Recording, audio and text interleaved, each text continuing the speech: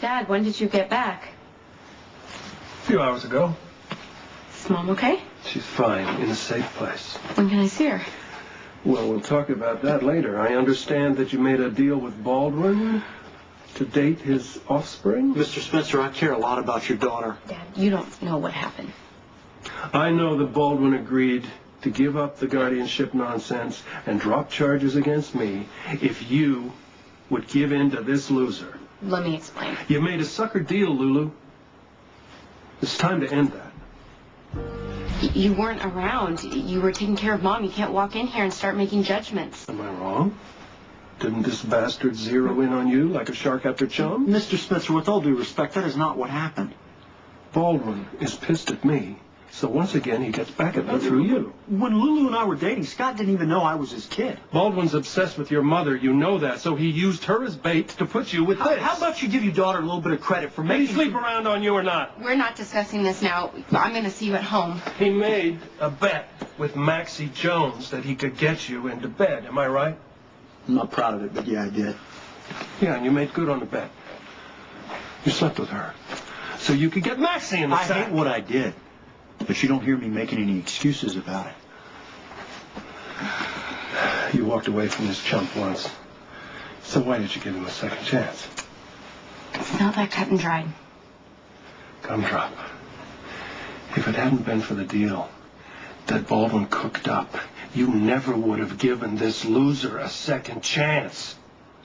Would you? Probably not. Sweetheart, I don't need you to fight my battles for me. Baldwin pushed you at this loser. Stop calling him a loser, Dad. You don't know him.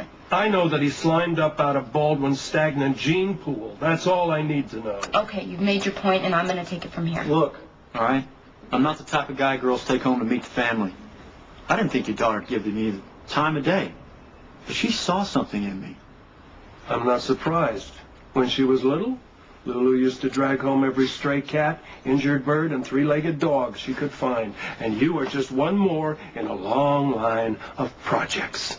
Look, I made a huge mistake. Maybe Lulu will forgive me. Maybe she won't. But she does make me want to be a better person. All right? She's one of the few good things that has ever happened to me. And if I can even come close to... Are you buying this garbage? You don't want me fighting your battles, fine. But you cannot fight mine for me. This is my life, and I'm going to deal with it on my own.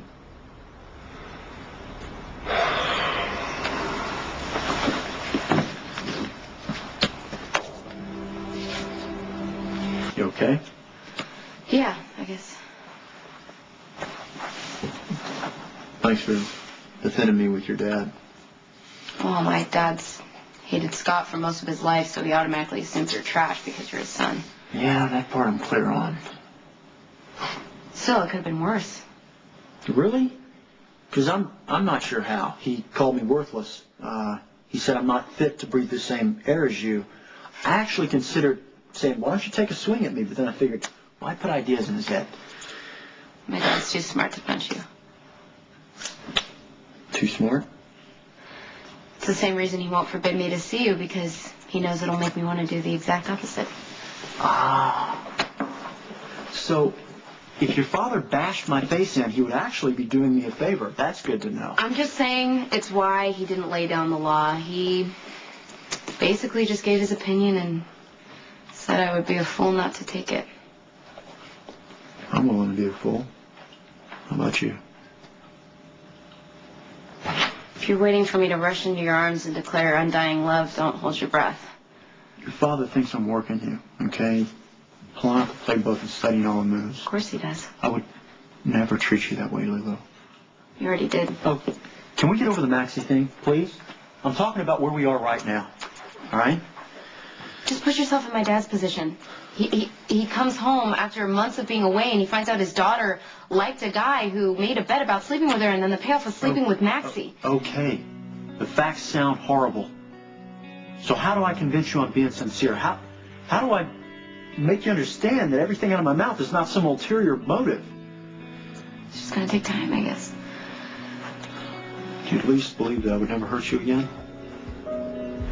I believe that now. But an hour from now, months, years, I don't know. You just change so fast, 1 minute to the next. I feel for you, you'll never change. It's only going to grow stronger. Look, Baldwin never got over the fact that Laura left him for me. Now, he thinks he's going to get revenge on me by pushing my daughter into the arms of that worthless kid of his. Could you give me a little credit for knowing what I'm doing? I told you. You know, I'm not given to greeting card sentiment, but I would like to mention that the two of you love each other.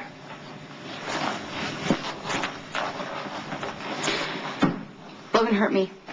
And I'm not sure I can ever trust him again, but I'm not ready to write him off. You're playing right into his father's smarmy hands. Maybe I think Logan deserves a second chance. You know what? Sometimes people need to be forgiven.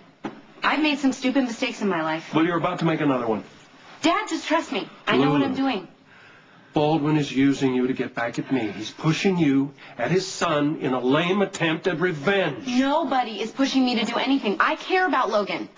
When we were together, it was fun, it was great, he listened to me, and we connected in a way that neither of us ever expected. So maybe I want to give him a second chance. Well, what makes you think he deserves a second chance?